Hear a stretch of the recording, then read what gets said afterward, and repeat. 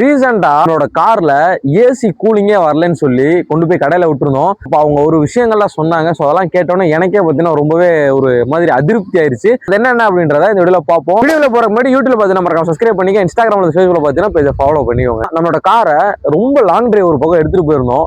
போகும்போது AC cooling பார்த்தீங்கன்னா பயங்கரமா இருந்துச்சு. ரிட்டர்ன் வர்றப்ப அதே கூலிங் இருந்துச்சா அப்படின்னு கேட்டீங்கன்னா இல்லவே இல்லை. நாங்களும் ஏசி ஆன் பண்றோம், ஃபேன் ஆன் பண்றோம், கம்ப்ரஸரே ஆன் ஆகல. நான் என்ன பயந்துட்டேன் அப்படின்னா போச்சு கம்ப்ரஸர் ஆனால கம்ப்ரஸரே முடிஞ்சிருச்சு அப்படின்னு நினைச்சிட்டேன். ஸோ அது போச்சு அப்படின்னா உங்களுக்கு தெரியும் ஒரு 10,000 இருந்து 20,000 வரைக்கும் செலவு வச்சிரும். நான் அப்படிதான் நினைச்சு பயந்தேன். இருந்தாலுமே அவனோட கார்ல ஒரு பெனிஃபிட் என்ன அப்படின்னா ஏசி கேஸ் இல்லை அப்படின்னா கம்பல்சரி அதோட கம்ப்ரஸர் வந்து ஆனே ஆகாதுங்க. ஸோ அதே மாதிரி நம்மளோட கார்லயுமே கம்ப்ரஸர் ஸ்டார்ட் ஆகல. ஏசி கேஸ் நல்லா தானே ப்ரோ இருந்துச்சு. அதுவும் இல்லாமல் லாங் டிரைவ் போறதுக்கு ஒரு 2 நாளைக்கு முன்னாடி தான் நான் ஏசி கேஸை ஃபில் பண்ணேன்.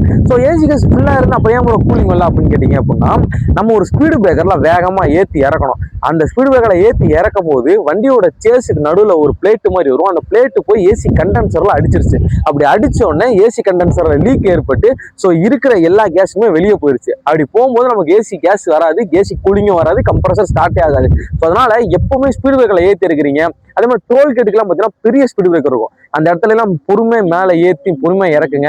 ஸோ ஸ்பீடு பிரேக்கர்ல வேகமாக விடுறது, குழிகுண்டில் வேகமாக விடுறது அப்படிலாம் இருந்துச்சு அப்படின்னா கம்பல்சரி ரேடியேட்டர் ஃபால்ட் ஆகும். அதே மாதிரி கண்டென்சர் அடி வாங்கும். ஸோ கண்டென்சர் அடி வாங்கிருச்சு அப்படின்னா புதுசாக போட்டாலும் வேறு வழியே கிடையாது. கிட்டத்தட்ட நான் ஒரு 6,500 பக்கம் செலவு வச்சிருச்சேன் வண்டி.